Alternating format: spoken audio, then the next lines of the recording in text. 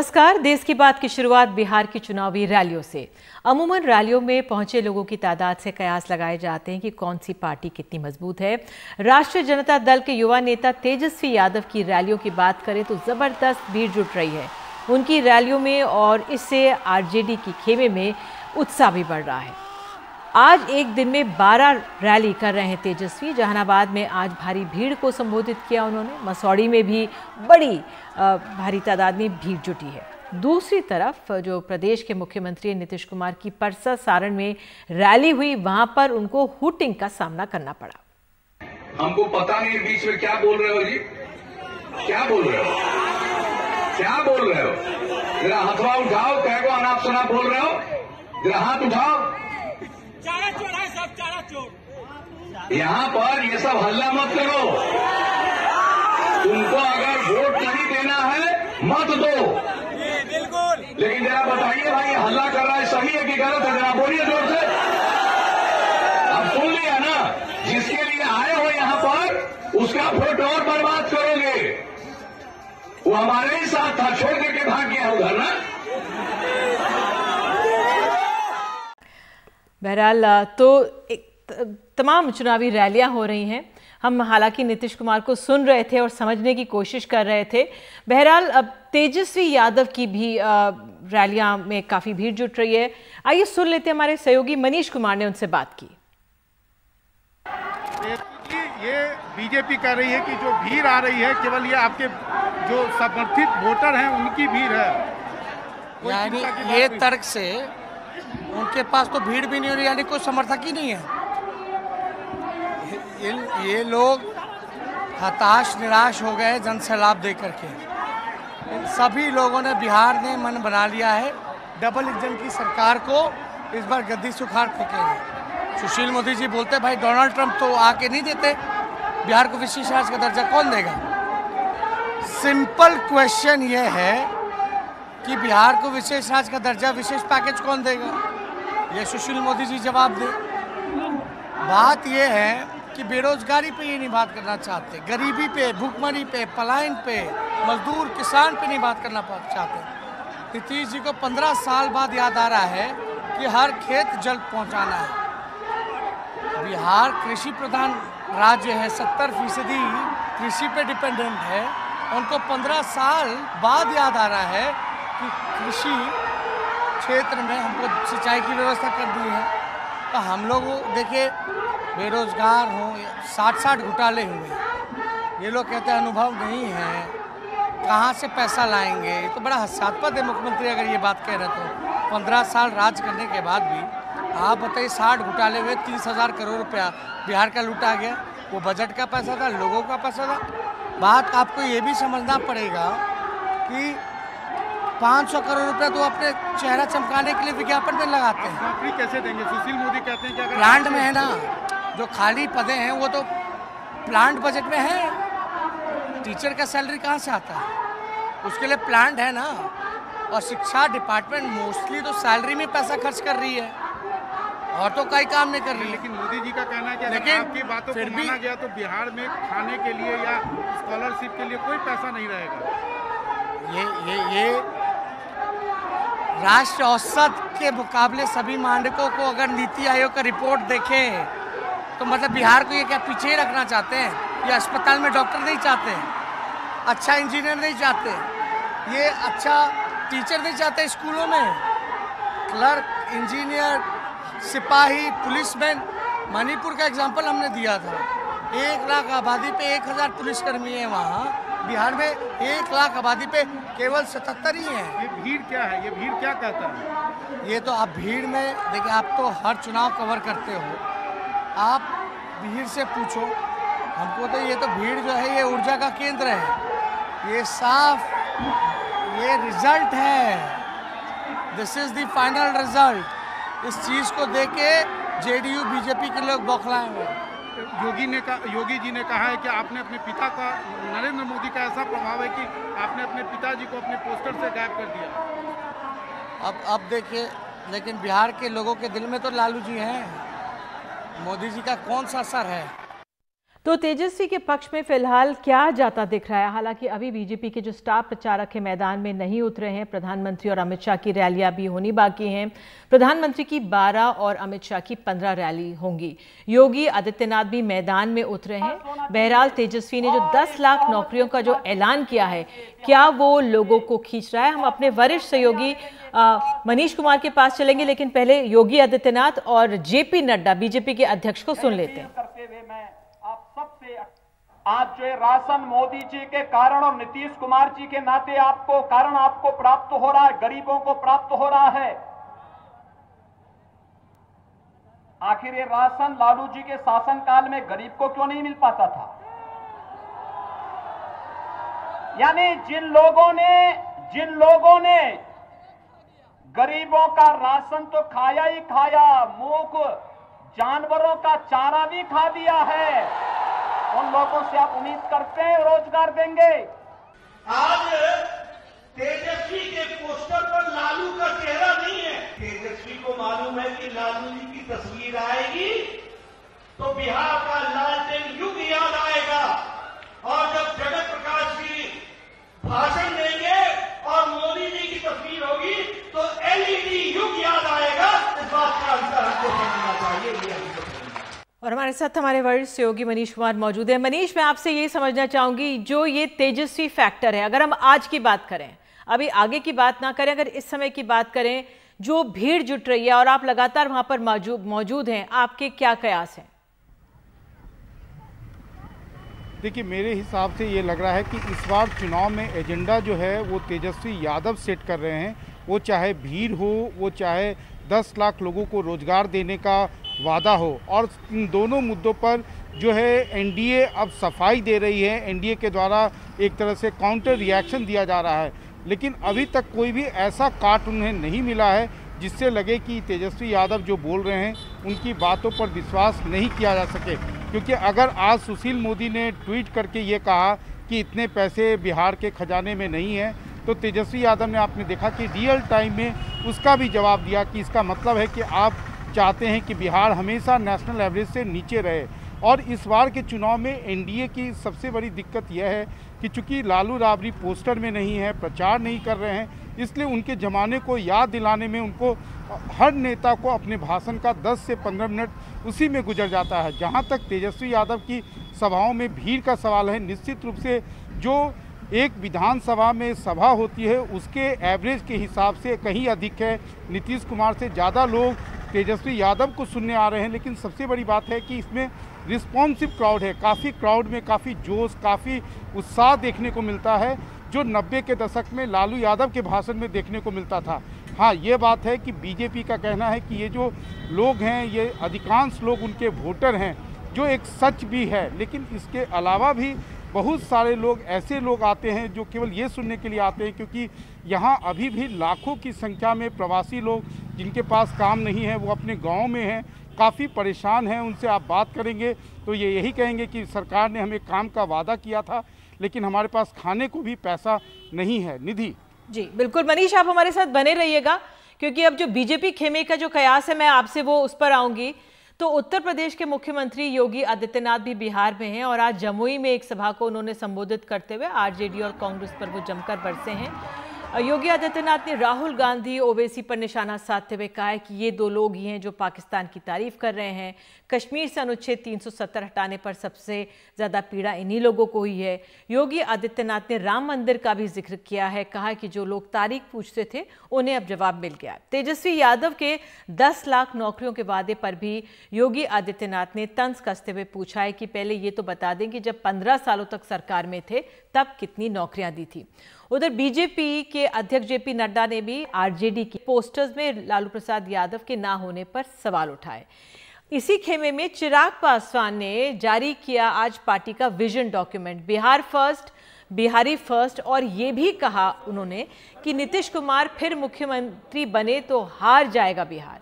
इधर कांग्रेस ने भी जारी किया है महागठबंधन से अलग अपना घोषणा पत्र। तो एक बार फिर से मनीष हमारे साथ मौजूद है। मनीष, तो अगर मैं आपसे ये समझना चाहूं कि अब बीजेपी खेमे में क्या हो रहा है, आरएलडी हमने देखा किस तरह से आज आरजेडी ने भी अपना एक अपना डॉक्यूमेंट जारी किया है, उधर कांग्रेस ने भी एक अपना डॉक्यूमेंट जारी किया है। तो इस खेमे में क्या हो रहा है?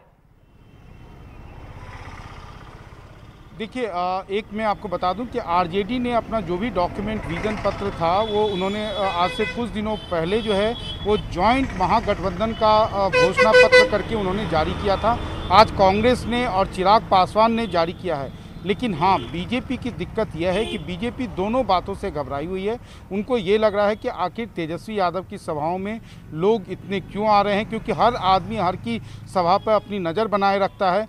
दूसरी बात यह है कि 10 लाख नौकरियों का जो उनका वादा है, उनको लगता है कि इससे काफ़ी तेजस्वी यादव को ट्रैक्शन मिल रहा है और उनको डर ये है, आशंका इस बात की है कि अगर युवाओं का वर्ग जो है अगर इस पर जाति तोड़ कर तेजस्वी के पक्ष में गया तो इस चुनाव का परिणाम जो है बहुत बदल सकता है। क्योंकि अभी तक एनडीए इस बात को लेकर आश्वस्त है कि अगर वोट जो है जातिगत आधार पर होंगे, सामाजिक समीकरण पर होंगे तो उन्हें कोई हरा नहीं सकता है। लेकिन उन्हें मालूम है कि अगर प्रवासी बिहारियों का मुद्दा हो, बेकारी बेरोजगारी हो, विशेष राज्य का दर्जा हो, अगर ये आधार हो गए वोट डालने के, तब उनके लिए मुश्किल और आरजेडी के लिए जो है रास्ता जो है सत्ता में जाने का रास्ता वो आसान हो सकता है। निधि, मनीष, नीतीश कुमार फिर मुख्यमंत्री बने तो हार जाएगा बिहार, अगर चिराग पासवान ये कहते हैं तो इससे किसको फायदा होगा, किस खेमे को फायदा होगा?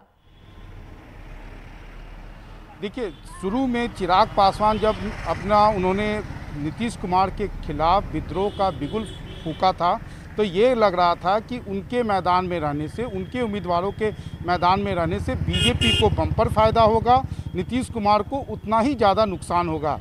लेकिन आज की तारीख में आरजेडी भी अब उनकी सफलता की कामना करती है, क्योंकि आरजेडी को अब ये लग रहा है कि चिराग ना केवल जनता दल यूनाइटेड बल्कि बीजेपी के भी कई सारे उम्मीदवारों को, खासकर उनका जो जनता दल यूनाइटेड के उम्मीदवारों को हराने का जो मिशन है, उससे उनको लग रहा है कि जनता दल का जो वोट बैंक है वो एक तरह से एकजुट है नीतीश के समर्थन में, उसमें कहीं ना कहीं एक प्रतिक्रिया होगी और उनका जो उत्साह है या उनकी जो वोटिंग है वो उतनी इन ब्लॉक जो है बीजेपी के लिए नहीं होगी। तो आज की तारीख में चिराग की सफलता के लिए ना केवल बीजेपी बल्कि आरजेडी भी प्रार्थना करता है और नीतीश कुमार ही एकमात्र व्यक्ति हैं जो चाहते हैं कि जो चिराग का एक्सपेरिमेंट जो हो रहा है वो कहीं ना कहीं किसी न किसी तरीके से फेल हो जाए। निधि, बिल्कुल मनीष, बहुत बहुत धन्यवाद इस पूरी स्थिति को समझाने के लिए हमें। बहरहाल इन चुनावी सभाओं में कोरोना के मामले बढ़ते दिख रहे हैं। मास्क, सोशल डिस्टेंसिंग वगैरह की बात ना ही करें तो बेहतर है। तमाम नियमों का यहाँ पर उल्लंघन हो रहा है, धज्जियां उड़ रही हैं। चुनाव आयोग भी अब सख्ती कर सकता है। तो उधर योगी आदित्यनाथ रैली में भी लोग बिना मास्क और सोशल डिस्टेंसिंग के जमा हुए और इसे देखते हुए योगी आदित्यनाथ ने मन से मास्क पहनने की अपील भी की है। आइए सुन लेते हैं मुख्यमंत्री योगी आदित्यनाथ को और जो लोग वहां पे पहुंचे उनको भी। यहां पे युवाओं की संख्या ज्यादा है और जो संख्या युवाओं की है, ये संख्या ज्यादातर लोगों के हाथों में स्मार्टफोन भी है। अपने फोन को पहले तो एक काम करना कि यहां से जाएंगे चुनाव प्रचार करने के बाद स्नान करके, और इस बात को जरूर ध्यान में रखेंगे कि हम लोग 2 गज की दूरी और मास्क जरूरी के इस मंत्र का पालन करेंगे। योगी आदित्यनाथ जी ये भी कह रहे हैं कि मास्क लगाना चाहिए, सोशल डिस्टेंसिंग करना चाहिए। हाँ जी जी, कर तो रहे हैं, अभी तुरंत रखे अंदर, मास्क अंदर रखे हुए हैं। हाँ, योगी जी के भाषण का कोई असर नहीं पड़ा है आपके ऊपर? इसके लिए माफी चाहते हैं। कोरोना भाग गया। बुढ़ापा में पहले बैल गाय को मुखारी देता था और अभी जो भाजपा है वो सभी आदमी को मुखारी दे रहा है। काहे कुल आदमी तो बेजोड़ हो गया है। तो उसको आप नहीं पहनेंगे? नहीं, क्यों पहनेंगे? कोरोना क्या करेगा? हम जब स्वस्थ हैं तो कोरोना क्या? जो डॉक्टर है वो मर रहा है कोरोना में, उसको बचा ले। जो मंत्री है वो मर रहा है कोरोना में, उसको बचा ले। योगी जी कह रहे हैं सोशल डिस्टेंसिंग मेंटेन करो। तो रैली में जो लाइन कहाँ लगा रहा था? जब सोशल डिस्टेंस था तो लाइन काहे लगवाया और चुनाव काहे कराया जोगी जी? जो सोशल डिस्टेंस करता है वही तो धज्जी उड़ा दिया नियम का चुनाव करा के। मतलब कि ये दशहरा पूजा होगा, दुर्गा पूजा होगा तो उसके लिए लॉकडाउन, और चुनाव हो रहा है तो कोई लॉकडाउन नहीं। तो कोरोना से आप लोगों को डर नहीं लगता है? कोरोना है ही नहीं, कोरोना था, कोरोना कहाँ, कोई डर नहीं है। देखिए कोरोना रहता थी कहाँ, इतना भीड़ काहे के लिए रहता? मास्क जेब में काहे रखे? मास्क अरे भैया आपसे डिबेट कर रहा हूँ ना, इसलिए रखा हूँ। आप फिर लगाएंगे ना 5 मिनट में, क्या हो जाएगा? जब इनको 5 बरस में कुछ नहीं होगा कोरोना, तो हमको 5 मिनट में कुछ नहीं होगा। कोरोना का भय नहीं है यहाँ पर। बहरहाल एक छोटा सा ब्रेक हम लोग ले रहे हैं और मध्य प्रदेश ले चलेंगे, वहां के उपचुनावों की गहमा गहमी की रिपोर्ट देंगे।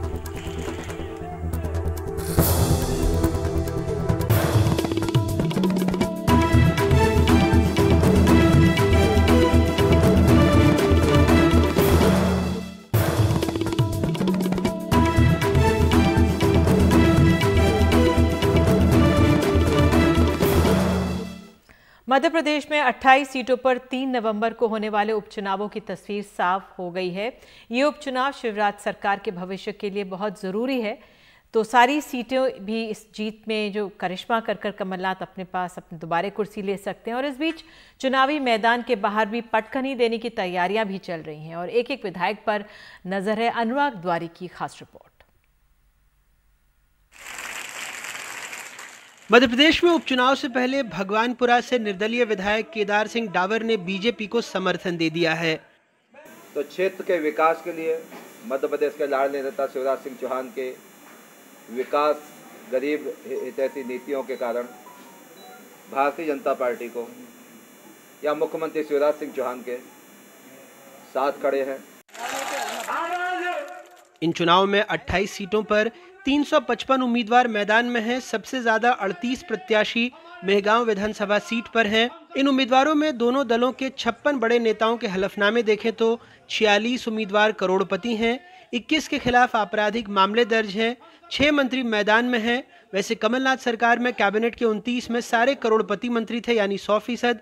शिवराज सरकार में 34 में 88% मंत्री करोड़पति हैं। बीजेपी को करोड़पति उम्मीदवारों से परहेज नहीं, लेकिन कांग्रेस को लगता है ये स्वांग है। निश्चित रूप से हमारे यहाँ जो उम्मीदवार हैं वो अपने आप में समृद्ध दिखाई देंगे, लेकिन आप हरियाणा पंजाब से कंपेयर करोगे तो हमारे यहाँ फिर भी आज भी उस स्तर के लोग नहीं हैं। निश्चित रूप से कुछ करोड़पति हो जाते हैं, लेकिन आज जिस तरीके से ज़मीनों के मूल्य बढ़े हैं, जिस तरीके से लोगों ने अपने आप में सिस्टमेटिक करके अपनी ग्रोथ को बढ़ाया है और लंबे समय तक रहे हुए कहीं ना कहीं जो विधायक होते हैं, सांसद होते हैं, उनके पास अपने रेवेन्यू का सोर्स क्रिएट हो जाता है, विशेषकर तनख्वाह के माध्यम से भी। मुझे लगता है इसलिए बहुत बड़ा विषय नहीं है। 56 में से 46 लोग करोड़पति हैं मध्य प्रदेश में जो लोग चुनाव लड़ रहे हैं। लेकिन मध्य प्रदेश में जो सबसे बड़े पूंजीपति हैं वो गरीब होने का स्वांग कर रहे हैं, गरीब बने घूम रहे हैं। और मध्य प्रदेश में गरीब होने की सबसे ज़्यादा नौटंकी शंखपति कर रहे हैं। वहाँ पर जो है 80-85% के उम्मीदवार करोड़पति हैं। सभी 28 सीटों पर मुख्य मुकाबला कांग्रेस और बीजेपी के बीच है, लेकिन बीएसपी ने भी इस बार 28 सीटों पर उम्मीदवार उतारे हैं। ऐसे में ग्वालियर चंबल की 16 में से 10 सीटों पर मुकाबला त्रिकोणीय होगा।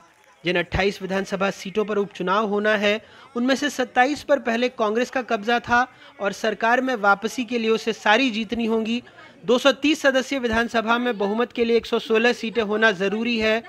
फिलहाल इस्तीफों और सदस्यों की मौत के बाद विधानसभा की संख्या 202 रह गई है। कांग्रेस के पास 88 विधायक बचे हैं तो बीजेपी के पास 107 विधायक हैं। बहुजन समाज पार्टी के 2, सपा के 1 और 4 निर्दलीय विधायक हैं। सबका रुख जिसकी सरकार उसके साथ वाला है। राज्य में 10 मार्च को कांग्रेस के 22 विधायकों ने इस्तीफा देकर बीजेपी का दामन थाम लिया था और कमलनाथ सरकार को अल्पमत में लाकर गिरा दिया था। इसके बाद 12 जुलाई को बड़ा मलहरा से कांग्रेस विधायक प्रद्युम्न सिंह लोधी, 17 जुलाई को नेपानगर से कांग्रेस विधायक सुमित्रा देवी काजडेकर, 23 जुलाई को मांधाता विधायक ने भी कांग्रेस का हाथ छोड़ दिया। उसके 3 विधायकों का निधन हो गया, यानी 28 विधायकों का साथ हाथ से छूट गया। काश के चुनाव मुद्दों पर ही लड़े जाते तो नेताजी की ड्रामेबाजी, बदजबानी से आगे बढ़कर भी सवाल उठते कि आखिर कैसे जनता साल दर साल गरीब होती जाती है, लेकिन हमारे हुक्मरानों का बैंक बैलेंस बढ़ता ही जाता है। उनकी छवि चाहे आपराधिक ही क्यों ना हो, साल दर साल वो चुन लिए जाते हैं, राज करते हैं। भोपाल से कैमरा पर्सन रिजवान खान के साथ अनुराग द्वारी, NDTV इंडिया।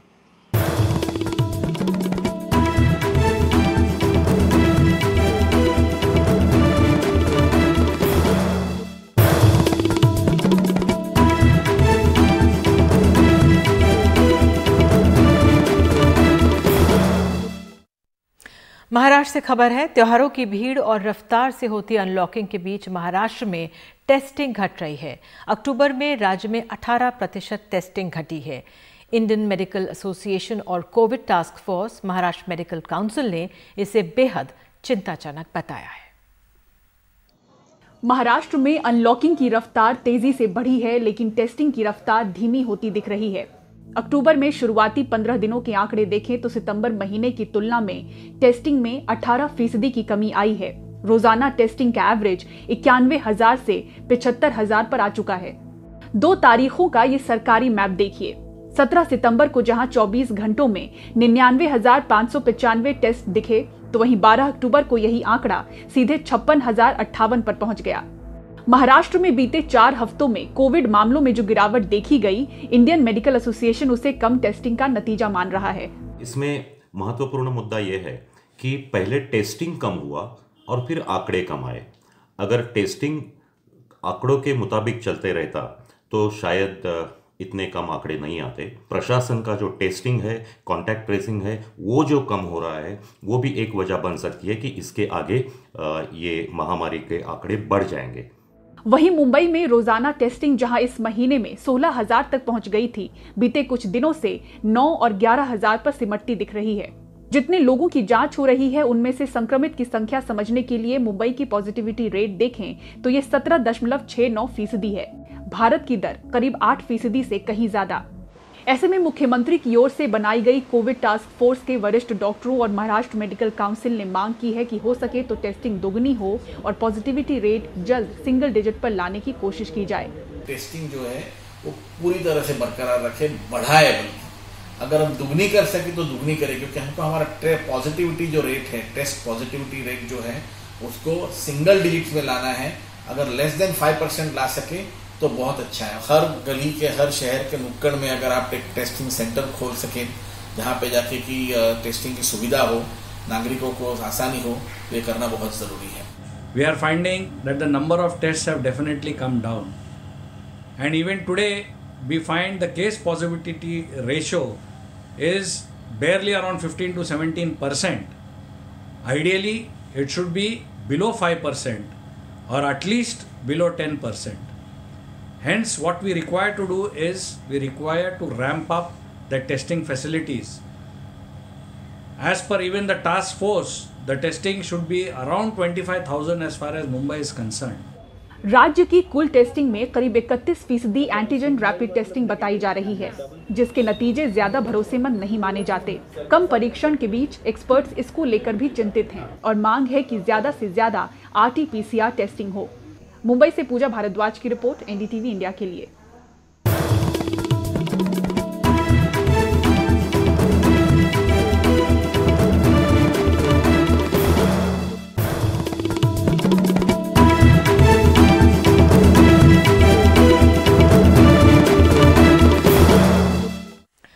कर्नाटक हाईकोर्ट के निर्देश के बाद प्रशासन ने राज्य में मास्क पहनना या जुर्माना भरो अभियान अब तेज कर दिया है। बेंगलुरु में सिटी पुलिस को भी म्युनिसिपल कॉरपोरेशन के साथ मार्शल्स के साथ मास्क अभियान पर लगाया गया है, लेकिन जब हमने जायजा लिया तो पता चला है कि कई बार पुलिस मास्क ना पहनने वालों के साथ अपराधियों जैसा बर्ताव भी कर रही है, जिससे हालत बिगड़ जाती है।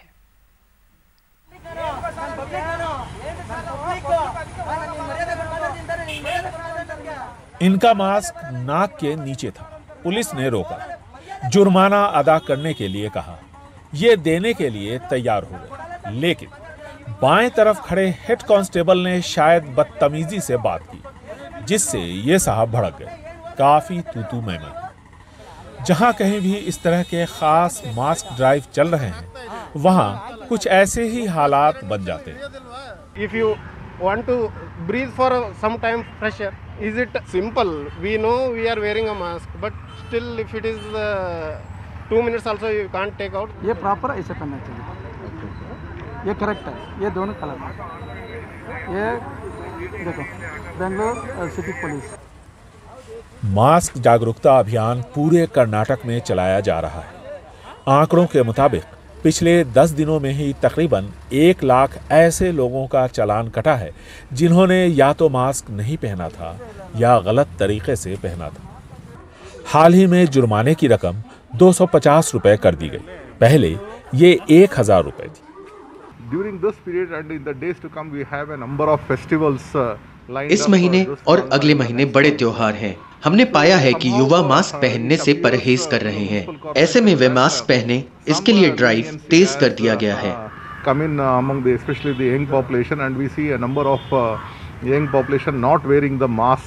मास्क न पहनने पर कर्नाटक में नगर पालिका के क्षेत्रों में 250 रुपए और छोटे शहरों में 100 रुपए का जुर्माना वसूला जाता है। विजयदशमी और दीपावली, इनका जितना धार्मिक महत्व है उतना ही सांस्कृतिक भी।